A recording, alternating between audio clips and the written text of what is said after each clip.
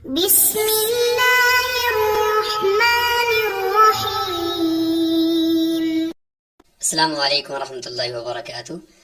کیسے ہیں آپ؟ تمام خیر و عافیت سے ہیں؟ اللہ تعالیٰ سے امید ہے کہ آپ تمام احباب خیر و عافیت سے ہوں گے۔ عزیز طلبہ کرام، آج ہم مختصر قدوری میں 2 باب پڑھیں گے۔ سبق نمبر 53 ہے باب صدقۃ الغنم، اور ساتھ ہی ہم بات پڑھیں گے باب زکوٰۃ الخیل۔ ان 2 باب کا مطلب کیا ہے؟ غنم کا مطلب ہے یعنی بکریوں اور بھیڑوں کی زکوٰۃ کا حکم، اور خیل کہتے ہیں گھوڑے کو۔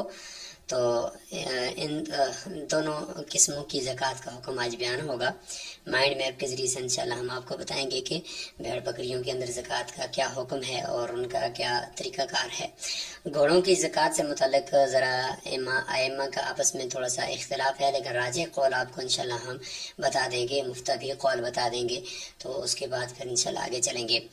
یہ بات یاد رکھیں کہ یہ جو جانوروں کی زکوٰۃ کے احکامات بیان ہو رہے ہیں، اونٹ سے لے کر ابھی تک ہم چل رہے ہیں، تو اس میں ایک بات تو ضرور یاد رکھنی کی جو ہم نے پچھلے اسباق کے اندر بھی بتائی ہے کہ اگر یہ اموال، یہ مال مویشی یا دوسرے جو جانور ہیں، یہ اگر سامان تجارت ہیں، یعنی تجارت کے لیے ان کو پالا جا رہا ہے اور رکھا جا رہا ہے، تو پھر تو ان کی مالیت پر زکوٰۃ ہے، اور ان کی جنس میں سے کسی ایک جنس کو دینا یہ ضروری نہیں ہے، بلکہ ان کی مالیت کو دیکھ کر 52.5 تولے چاندی کے نصاب کو دیکھ کر اس کے بعد پھر اسے زکوٰۃ دینی ہوگی۔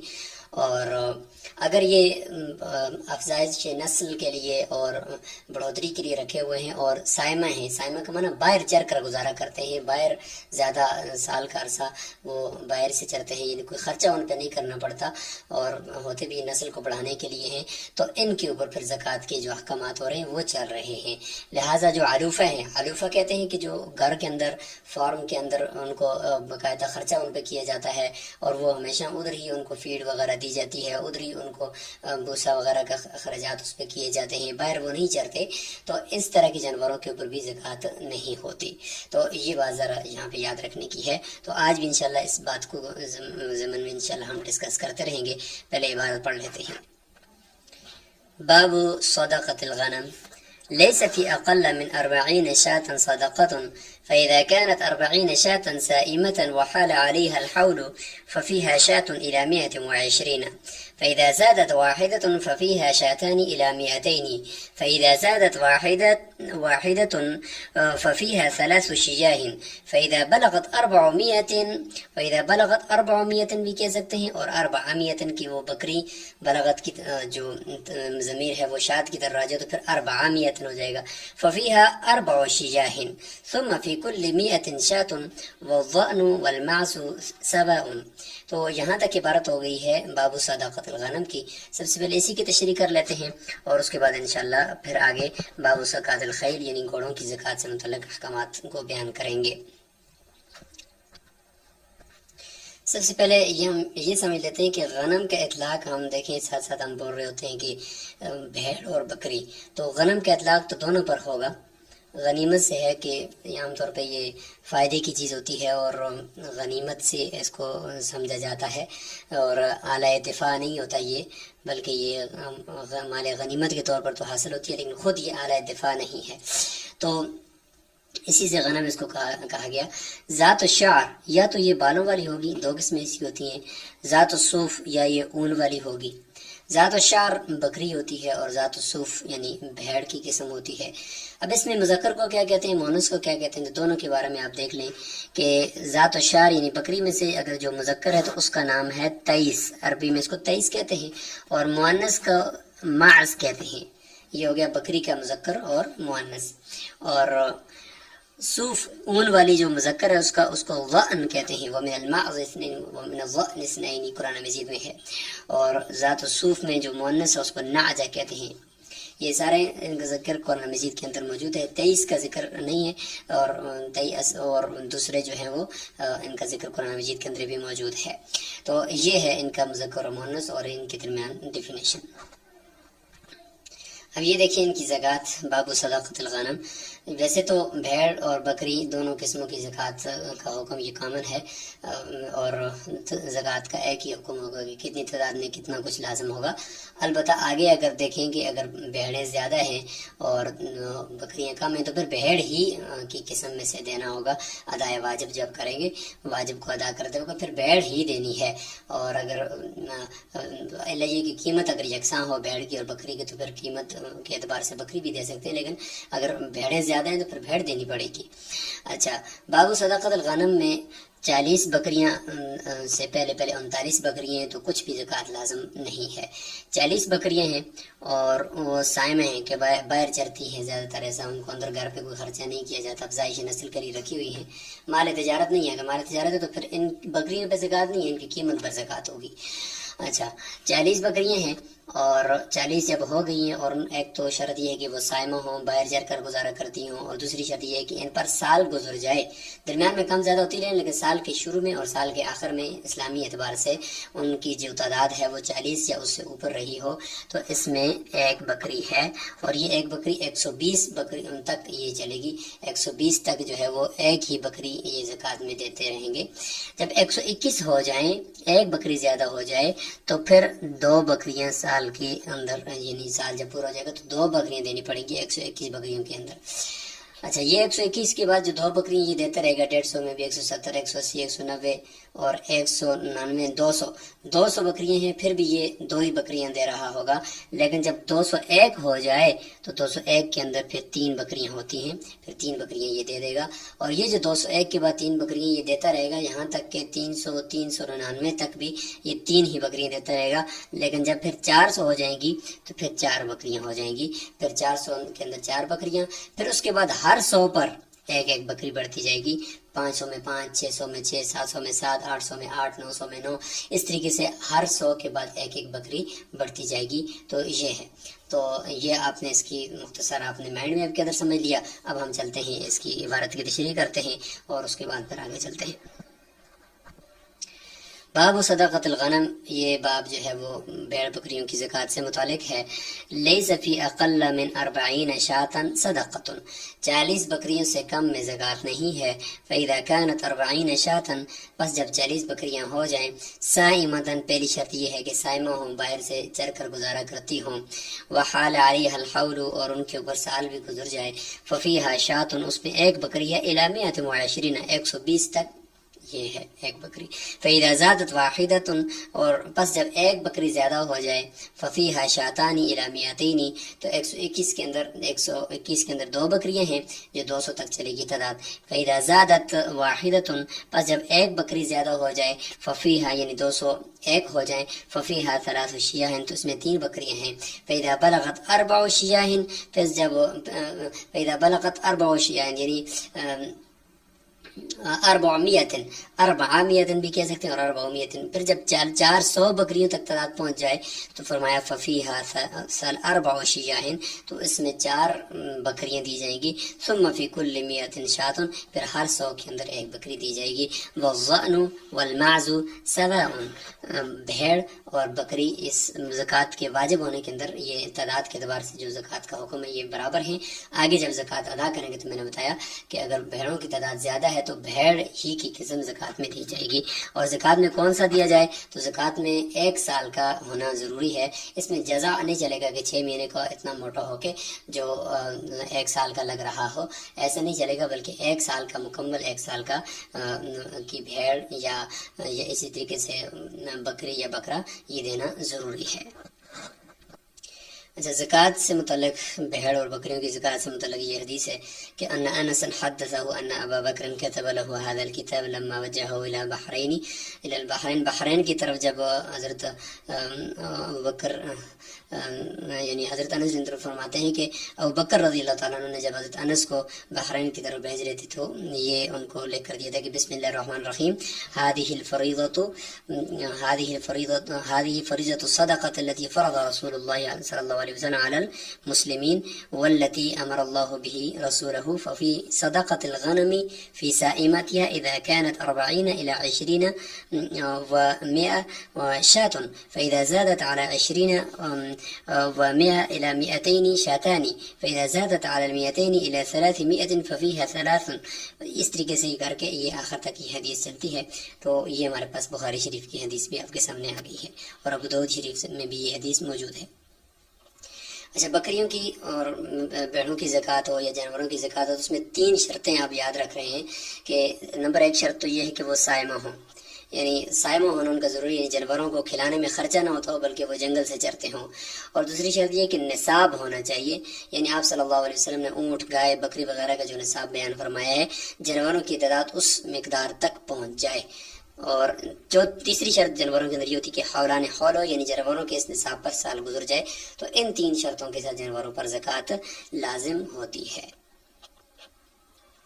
اچھا، ایک جدید مسئلہ آپ یہاں پہ دیکھ لیں کہ فارم کھولے جاتے ہیں، بنائے جاتے ہیں بکریوں کے، بھینسوں کے، تو ان پر زکوٰۃ کا کیا حکم ہے. تو اس میں یہ بات یاد رکھیں کہ اگر وہ تجارت کے لیے ہیں، جانور رکھے ہوئے ہیں مویشی، تجارت کے لیے ان کو آگے فروخت کیا جاتا ہے، پھر تو ان کی قیمت پر زکوٰۃ آئے گی.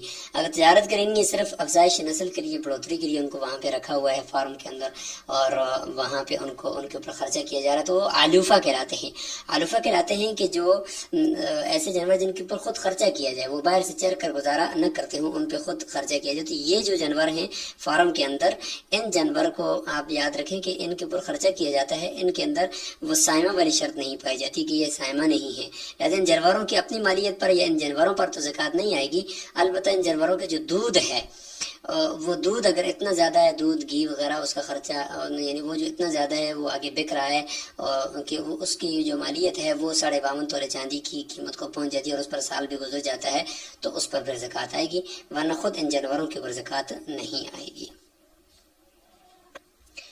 اچھا، اب بات کرتے ہیں گھوڑوں کی زکوٰۃ سے متعلق. باب زکوٰۃ الخیل، گھوڑوں کی زکوٰۃ سے متعلق فرمایا کہ اذا كانت الخيل سائمة ذكورا واناثا وحال عليها الحول فصاحبها بالخيار ان شاء اعطى من كل فرس دينارا وان شاء قومها فاعطى عن كل 200 درهم 5 دراهم. جب گھوڑے، اذا كانت الخيل، جب گھوڑے سائمة صائمہ ہوں، یعنی بائے سے چر کر گزارا کرتے ہوں، اور ذکوراً اور مذکر بھی ہوں، و اناثاً اور مؤنث بھی ہوں، وحال علیہ الحول، اور تیسری شرط یہ کہ ان کے اوپر سال بھی گزر جائے. تو امام ابو حنیفہ رحمہ اللہ کے نزدیک جب یہ شرطیں ہوں کہ وہ مذکر مؤنث مکس ہوں، صائمہ بھی ہوں اور سال بھی گزر جائے، تو صرف گھوڑوں کی بات ہے. گدھے اور خچر کے اندر تو زکوٰۃ نہیں ہے. ہاں، اگر وہ مال تجارت ہوں یا یہ گھوڑے خود مال تجارت ہوں تو بالاتفاق تو پھر تو زکوٰۃ ان کی مالیت پر آئے گی. لہٰذا اور اسی طریقے سے دوسری طرف گھوڑا اگر ایسا ہے کہ وہ جہاد کے لیے رکھا ہوا ہے تو پھر بھی اس پہ زکوٰۃ نہیں، کیونکہ وہ اپنی ضرورت میں داخل ہے اور افزائش نسل کے لیے نہیں ہے. اسی طریقے سے اپنے مال برداری کے لیے، سامان وغیرہ اٹھانے کے لیے رکھا ہوا ہے، یا اس کے اوپر بندہ کاروبار کر رہا ہے کہ چیزوں کو اٹھا کر دوسروں لوگوں کی دوسری جگہ پہ جا کر رکھتا ہے، پیسے کماتا ہے، تو یہ بھی سارے جو ہیں یہ اپنی ضرورت میں داخل ہیں، ان کے اوپر زکوٰۃ نہیں آئے گی. یہاں پہ وہ والی قسم مراد ہے جو صائمہ ہو، یعنی افزائش نسل کے لیے ہو، اور ساتھ ساتھ وہ آگے جو ہے بڑھوتری اس کے لیے اس کی مقصود ہو، اور وہ باہر سے چر کر گزارا کرتا ہو. یہ قسم جو ہم پیچھے سے صائمہ کو لے کر آ رہے ہیں نا، وہ یہ قسم گھوڑوں کی کیا اس پر زکوٰۃ ہوگی یا نہیں ہوگی. تو اس میں شرط یہ کہ مذکر مؤنث دونوں ہونے چاہیے، ایک شرط، سال ان پہ گزرنا چاہیے دوسری شرط، اور تیسری یہ کہ وہ صائمہ ہوں.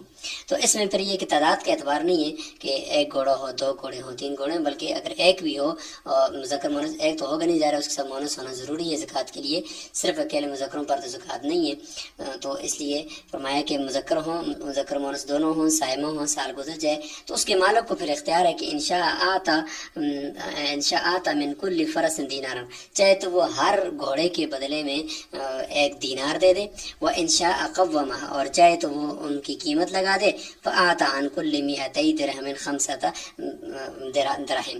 قیمت جب لگائے گا تو قیمت لگانے کے بعد ہر 200 درہم کے بعد 5 درہم کو الگ کرے گا زکوٰۃ کے لیے. یہ 5 درہم جو ہوتے ہیں وہی 2.5% ہی بنتے ہیں کہ 100 میں 2.5 درہم اور 200 میں 5 درہم، اور یہ ہو جائے گی ان کی زکوٰۃ۔ اس میں جو قیمت لگانے کا کہا گیا ہے تو یہ قیمت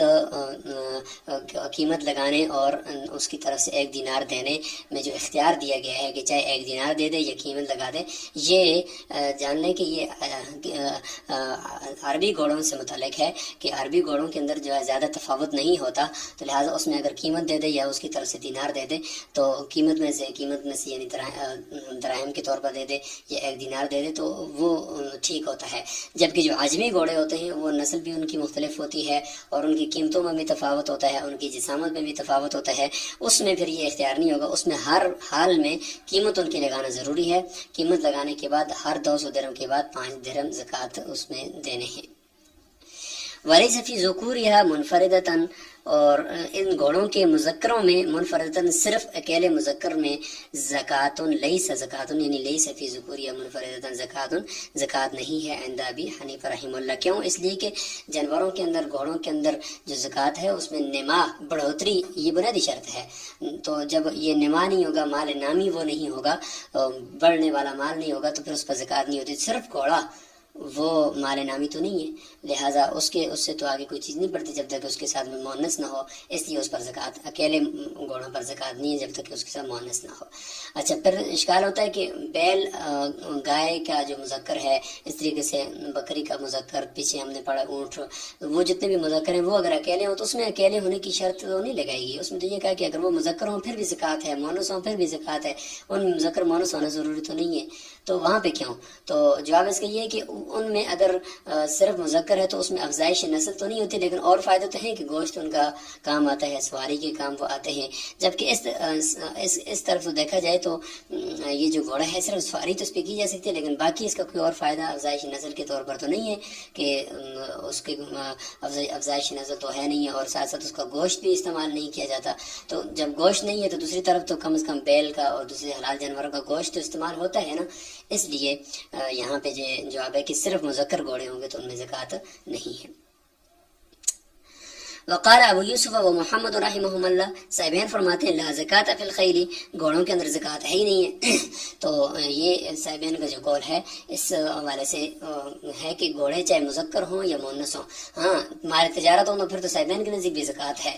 ہاں اگر وہ ایسے گھوڑے ہیں کہ جو گھر کے اندر رکھے ہوئے ہیں اور مال برداری کے لیے، تو پھر تو صاحبین کے نزدیک کی زکوٰۃ نہیں ہے۔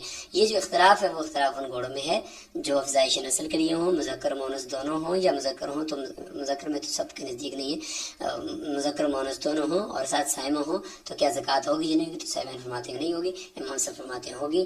امام صاحب کا قول یہاں پہ علامہ شامی رحمۃ اللہ علیہ نے بھی، صاحب ہدایہ نے بھی، باقی تمام فقہا نے ان کو راجح کرا دیا امام صاحب کا قول کہ بہرحال زکوٰۃ اس پہ آنی چاہیے گھوڑوں کے اوپر جو افزائش نسل کے لیے رکھے گئے ہیں۔ سبین ایک روایت بھی ہے ان کے پاس کہ لیس علی المسلم فی عبدہ ولا فی فرسہ صدقہ، ان کے غلام اور گھوڑے کے اندر زکوٰۃ نہیں ہے۔ اور امام صاحب کی دلیل بھی ہے کہ فی کل فرس صائمۃ دینار او 10 دراہم، کہ ہر گھوڑے کے اندر ایک صائمہ کے اندر 1 دینار ہے یا 10 درہم ہے۔ تو یہ مسلم شریف کی روایت ہے۔ تو آج کل جو ہم فتویٰ دیں گے یا جو اصحاب فتاوی نے فتویٰ دیا ہے تو وہ امام صاحب کے قول پر ہے کہ گھوڑوں کی یہ والی قسم صائمہ جو ہوتی ہے افزائش نسل کے جو رکھے ہوں، مال برداری کے لیے نہ ہوں اور غزوہ یعنی جہاد وغیرہ کے لیے نہ ہوں، تو ان کے اندر جب وہ مذکر مؤنث دونوں ہوں تو زکوٰۃ ہوگی، اور ہر گھوڑے کی طرف سے 1 دینار یا ان کی قیمت سب کی لگا کر ہر 200 درہم کے بعد 1 درہم ان میں سے زکوٰۃ دی جائے گی۔ تو بہرحال یہ خلاصہ ہو گیا گھوڑوں کی زکوٰۃ سے متعلق۔